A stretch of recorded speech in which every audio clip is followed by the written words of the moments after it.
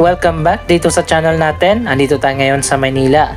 Magbibigay tayo ng update sa iba't ibang mga projects na ginagawa dito. Nakasakay na ako dito sa LRT at madadaanan natin ang dating headquarters ng NBI na ngayon ay na-demolish na. Itatayo dyan ang bagong main office ng NBI. Isang bago at mas moderno na NBI building ang makikita natin dito kapag natapos na ang proyektong yan.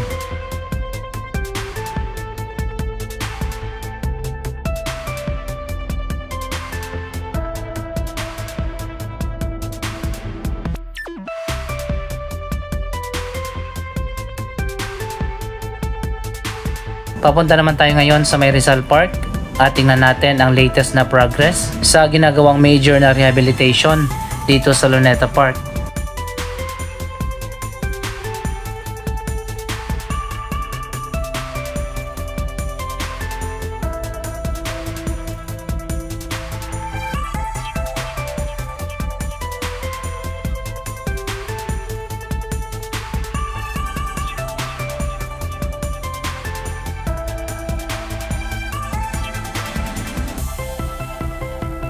Ito na ngayon ang dating Children's Park na binuksan na at nilagyan ng bagong kalsada. Pero sa ngayon ongoing pa rin ang major rehabilitation project na ginagawa dito.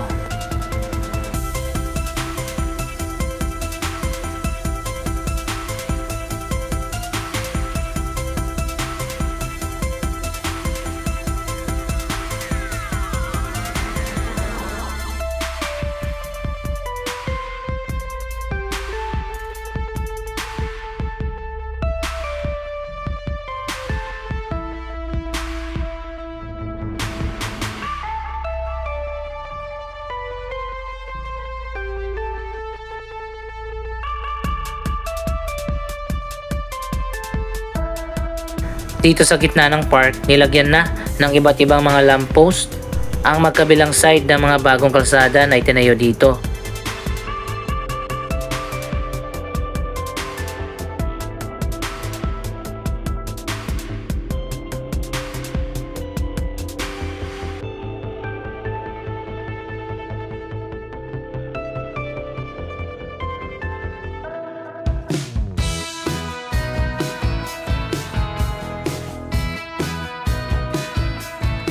Parang retro style o classic style ang mga lamppost na inilagay dito. Kung maaalala natin, noong 90s parang ganyan ang design ng mga lamppost.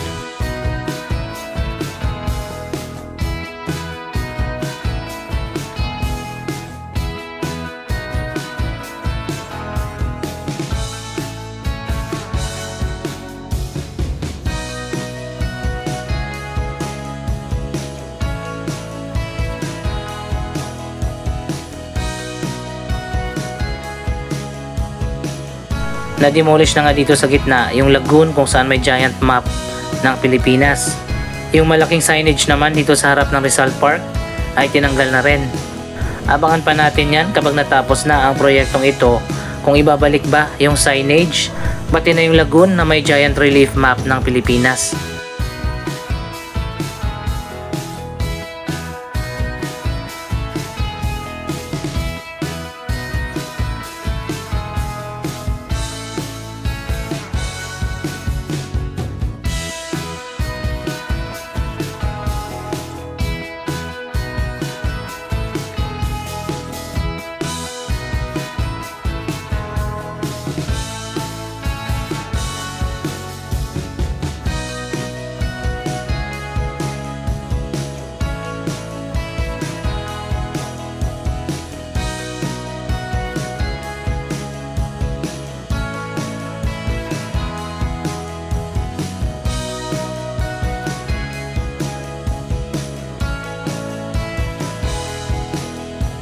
Dito naman sa kabilang side, patuloy pa rin ang pag-demolish ng mga structures dito, pati na yung mga puno ay pinutol na rin para mabigyan ng daan yung mga bagong kalsada na inilagay dito na konektado na sa magkabilang side ng park.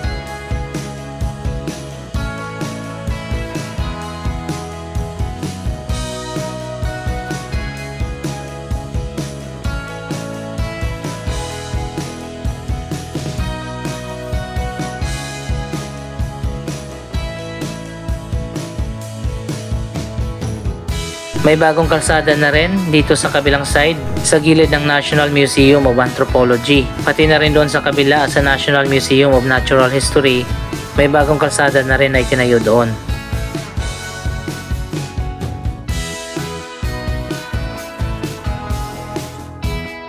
Dito naman tayo sa kabilang side ng park. May bago na namang kalsada na itinayo dito sa gitna.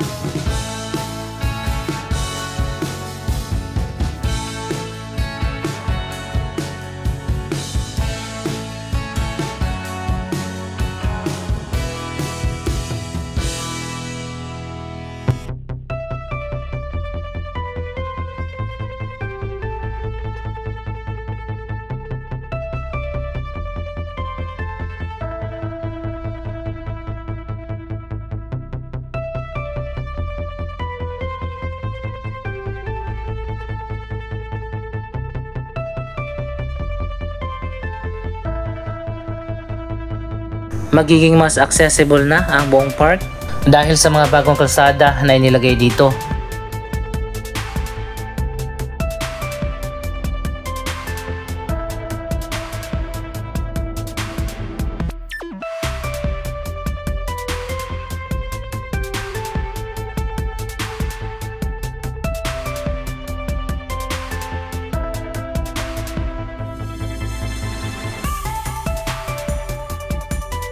Ayon pa sa National Museum, yung giant statue ni Lapu-Lapu na nakatayo dyan sa gitna ay ibabalik din kapag natapos na yung ginagawa dito na major redevelopment.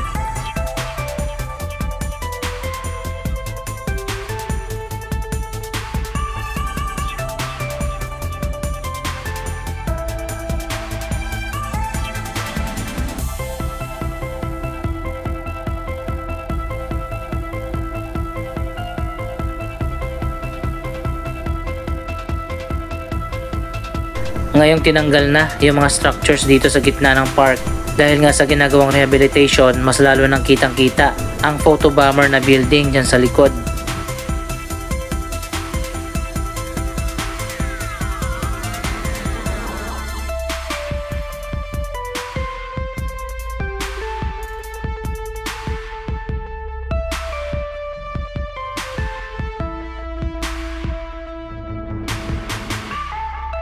Abangan pa natin sa mga susunod na update sa patuloy na progress sa ginagawang major redevelopment dito sa Luneta Park. Ngayon naman nandito tayo sa Binondo sa Maynila. Isang bagong tourist attraction ang ginagawa dito. At ito na ngayon ang latest na progress.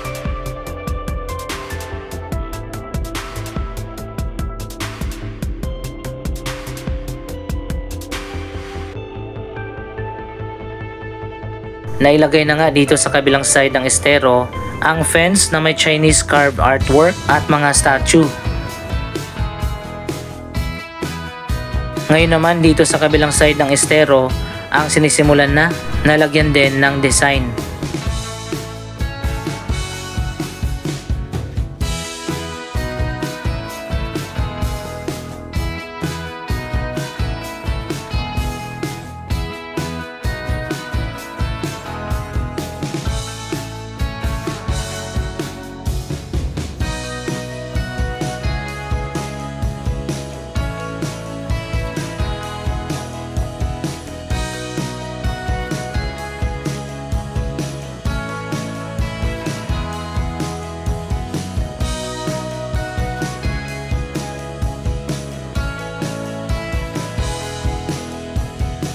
Dito sa gitna ng estero ang Canal Bridge na daanan papunta doon sa kabilang side. May mga Chinese characters din, mga artwork at statue dito sa bagong bridge.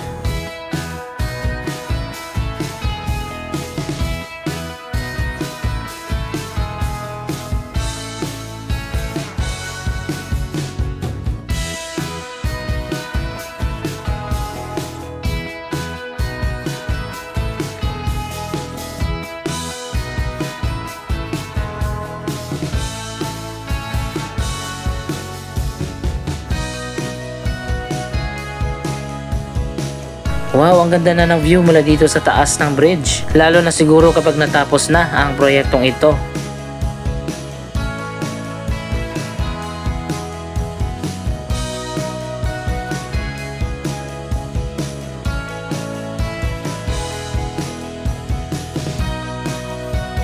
Dito naman sa kabilang side, supposedly tatayo ang isang pagoda temple.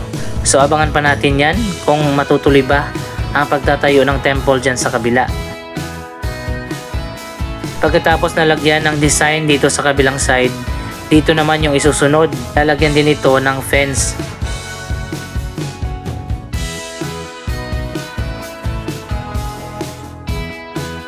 Sa dulo makikita naman natin doon ang isang pumping station.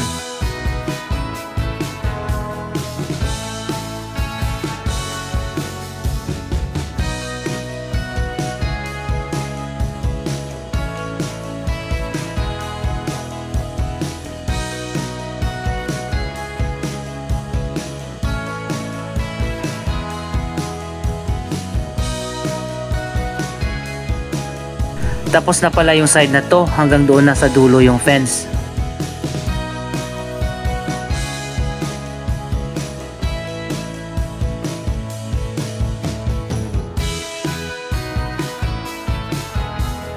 Pati dito sa bungad ng estero, ito yung unang nilagyan ng design.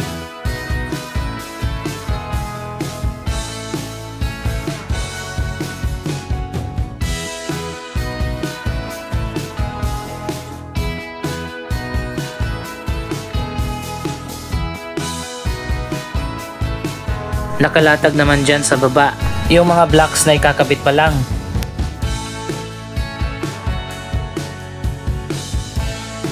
Mas lalo nang gumanda at nagmukha na talagang tourist attraction ang ginagawang bagong proyekto dito sa Binondo.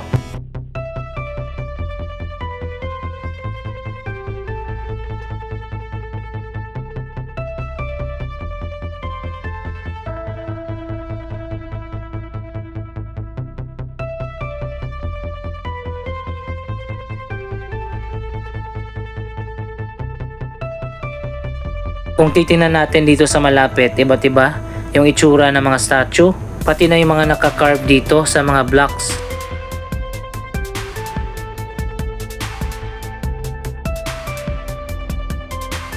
Napaka-intricate ng design ng mga artwork na inilagay dito.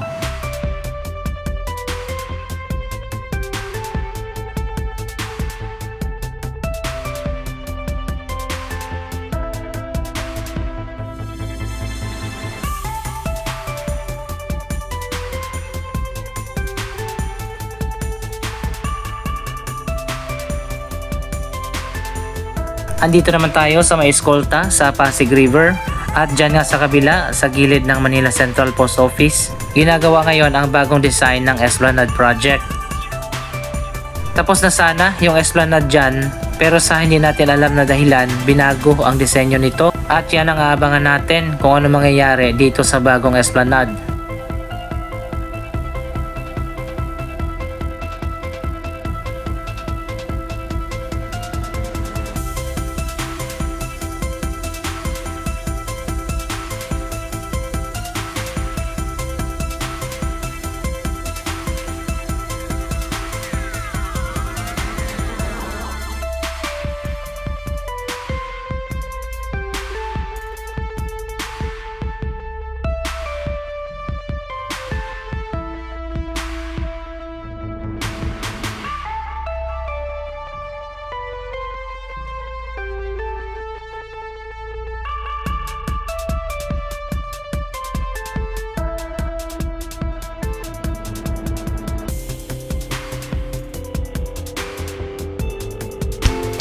Maraming salamat sa inyong panonood. Don't forget to like, share, comment, at subscribe. Anong masasabi nyo sa iba't ibang mga proyekto na ginagawa ngayon dito sa Maynila? Mag-comment lamang dyan sa baba ng inyong mga reaksyon.